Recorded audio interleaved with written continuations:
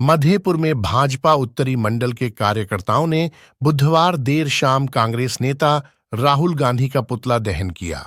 राहुल गांधी के खिलाफ हिंदुओं के खिलाफ दिए गए बयान को लेकर के कठोर कार्रवाई की मांग की। मौके पर कार्यकर्ताओं ने कहा कि राहुल गांधी पूरे देश के सामने अपनी गलती को मानते हुए देश से माफी मांगे। भाजपा जिला महामंत्री दीपक झा एवं बीजेपी मंडल अध्यक्ष नर्मदेश्वर पासवान के नेतृत्व में कार्यकर्ताओं ने राहुल गांधी द्वारा हिंदू समाज को लेकर दिए गए बयान को लेकर के नाराजगी व्यक्त की। साथ ही प्रखंड के संगत चौक पर राहुल गांधी के खिलाफ जमकर नारेबाजी कर पुतला दहन किया। दीपक झा ने कहा कि राहुल गांधी ने हिंदू समाज का ही नहीं बल्कि पूरे देश का अपमान किया है।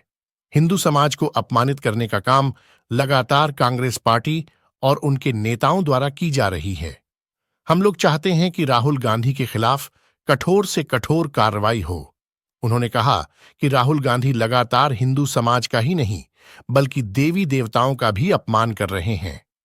अब वह देश की संसद में खुलेआम हिंदू समाज को हिंसक बता रहे हैं। यह कहीं ना कहीं हिंदू समाज का अपमान है। राहुल गांधी के खिलाफ लोकसभा अध्यक्ष को कार्रवाई करनी चाहिए।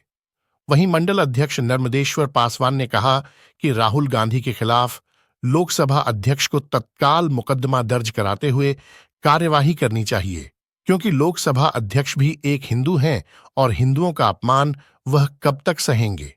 मौके पर संतोष साह, दिवाकर झा, राजा रामशंकर, प्रमोद साह, बिमल झा, विजय कुमार झा, अहिल्या देवी, लक्ष्मी साह, बबीता देवी सहित अन्य दर्जनों कार्यकर्ता उपस्थित थे।